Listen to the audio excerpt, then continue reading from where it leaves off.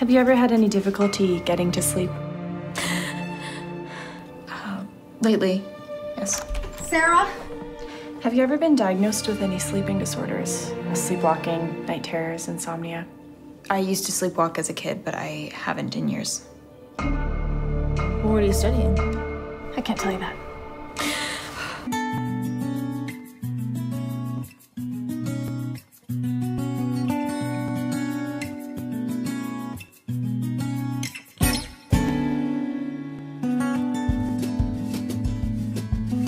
Hello everyone, the December Review here, back again with a movie review. Today, we have the recently released horror/science fiction film, Come True. There will be minor spoilers ahead, and as always, if you like this video, make sure to subscribe to the channel for more. Are we ready? Don't you ever feel like you're seeing something that you're not supposed to?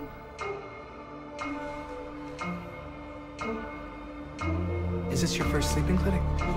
Do you feel well rested?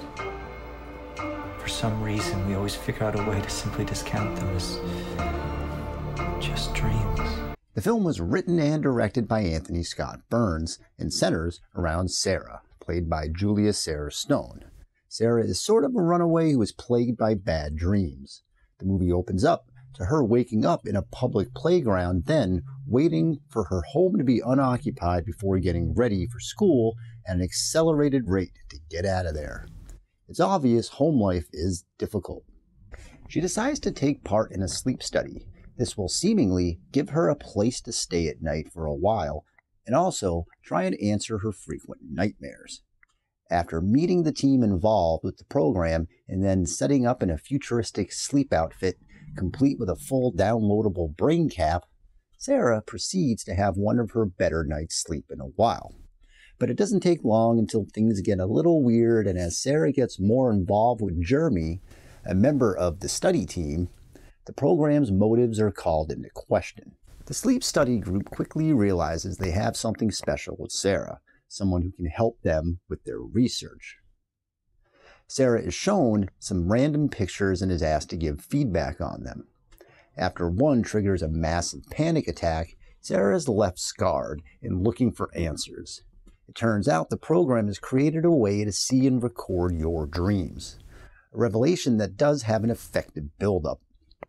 It turns out that everyone has the same presence in their dreams, the symbol of fear. Eventually, this fear, as portrayed by a shadowy dark figure, will make its way into your room, resulting in true fear paralysis. That's the basic gist of the story, but there is a bit more going on underneath the surface. It's all made for a well-done and slightly less haunting than expected ghost tale. The dream sequences themselves are pretty straightforward. We start at one end of a long dark hallway and sweep closer and closer to an object, then it's a quick cut back to reality. This happens multiple times throughout the film. Sure, it's moody, but not overly scary, and becomes increasingly less so with each occurrence. Things are spiced up with a jump scare or two, but while that was enough to make me blink, the shadowy figure with the light eyes was mostly relegated to cameo status. The film is one of those screens within a screen movie where we spend a lot of time watching other people look at a computer screen or are looking into one ourselves. I'd be curious to know the screen time for the screens throughout the movie. I'm betting it totals more than most of the real actors. And that's not necessarily a bad thing, just an observation. It does help create the mood and dreamlike world we are in. There are other people involved in the study, but they are there just to set the scene, and with one in particular, create a possible red flag. That scenario is the film's main strength, to create this reality and slowly chip away at its arc, giving you something here and there but never really expanding on it, so much as layering it with another slight tweak. The film is interested in the slow burn. I've seen the film compared to A Nightmare on Elm Street, and that's an unfair comparison, so please know the only thing the two films have in common is dreams. The direction Come True is taking doesn't go down the slasher path, nor is it interested in ultra-creative dream landscapes. If Nightmare on Elm Street is Nintendo, Come True is working on a strict Atari platform, which does add to its charm.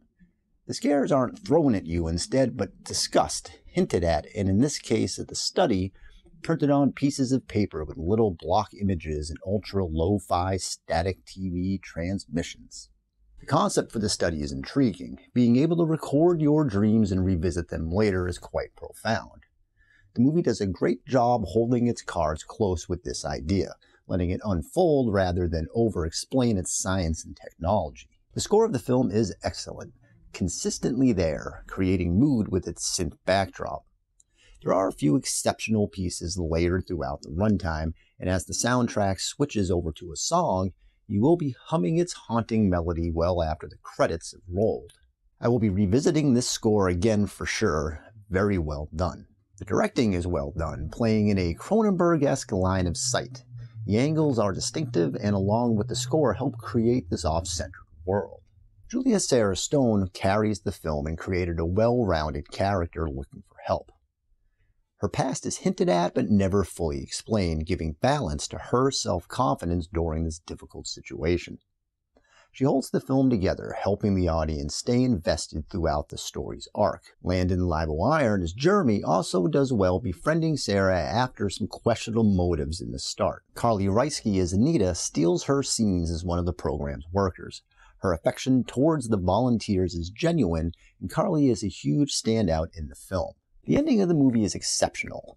One character trait that's hinted at early on in the film comes back to be the center point for its extended climax. The film's final shot was perfectly done, leaving this viewer to ponder the film's entire runtime and wanting to start a second viewing as soon as I could. I haven't really mentioned the bad guy in the movie because even though we are shown this mysterious figure throughout, it really feels more metaphoric than threatening, especially after the true ending of the film. I didn't find those scenes to be really scary, but as it played out, the true fear was the character's reaction to it all in their sleep. Overall, Come True is an interesting film with a unique voice and concept. All of our leads did a great job, and the writing and direction and the score were top shelf. The film can be very vague, just introducing themes but not really expanding on them, instead staying close to the path Sarah is on. Once the final act unwinds, it instantly rockets the movie from just a good ghost tale to a well thought out and layered bit of a mind bender. It's an effective sci-fi story more in line with Kubrick than Craven. You can find Come True on all of your standard video on demand platforms, and I recommend the film and give it 3 out of 5 stars.